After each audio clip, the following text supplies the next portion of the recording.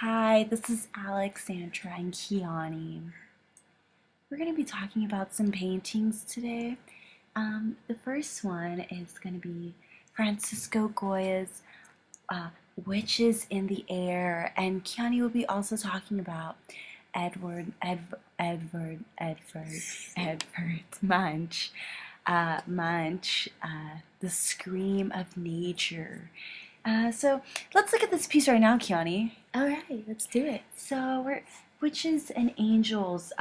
Francisco Goya loved this type of stuff. Okay, he painted a lot of this because they represented a rough time in his life. So just like we have rough times when PUC gives disgusting food is Yes, a really yes. witch-like move. And the angels represent the weekend when we are able to go home. Don't you live close, Keani? Yes, I do actually. Okay. It's very nice. Yeah, so this represents this time in his life when he had so many miscarriages. He thought that witches were like death, so he represented them like death.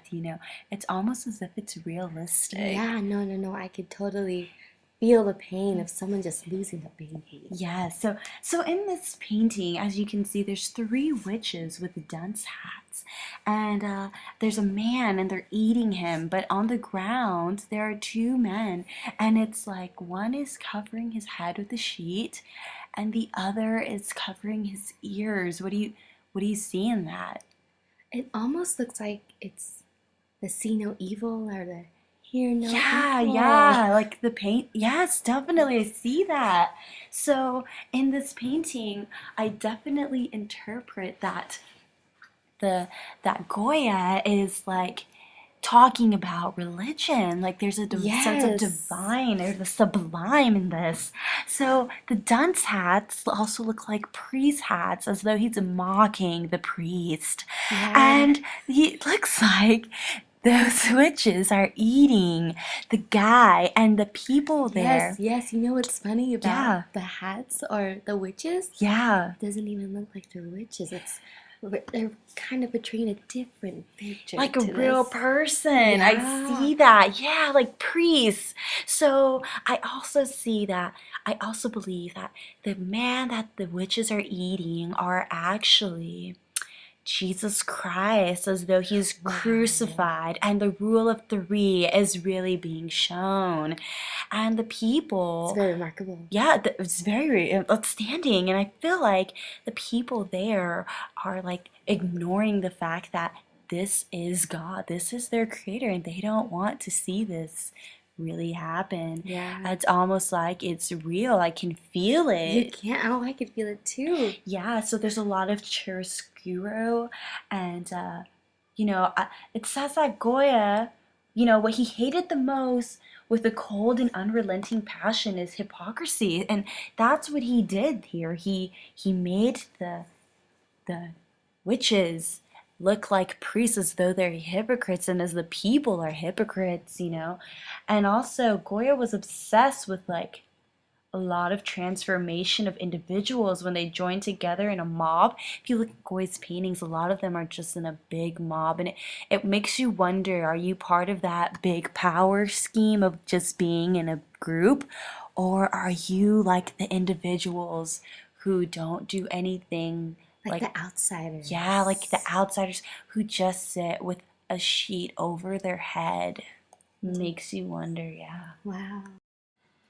So we're gonna skip ahead from Goya's 1797 to Edvard Munch's 1893, The Scream of Nature.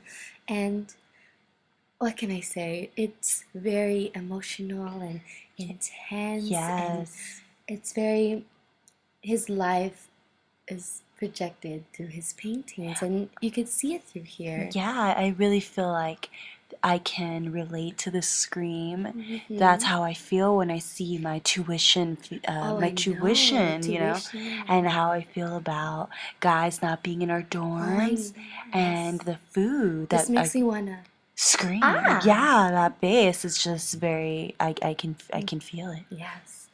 Well, let's start with his life first.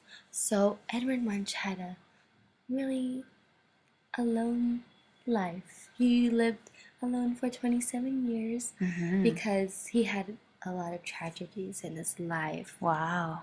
Yes, it's very sad. His mother had tuberculosis and died when he was 5 years old. Oh His sister my. Sophie died when he was 14 years old. Oh wow. His other sister Laura died from a mental illness, and his father experienced depression when his wife died. So you could totally see why he would feel this pain. You could see Yeah. through. We saw this painting as one of the icons of modern art because people can totally relate to the feelings of anxiety and uncertainty. Yes, I definitely can relate to it of how I'm going to be feeling for a professor's final exam. Yes. Carpenter, yes. Yes, my favorite professor Yes. in life. Definitely favorite, yeah.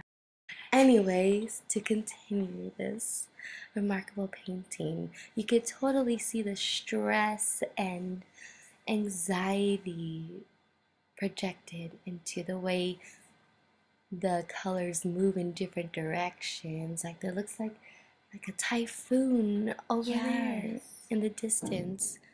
Like he wants to be swallowed in it. It's almost like they're complementary colors. Yeah, complementary, opposite, right? Right. Yeah.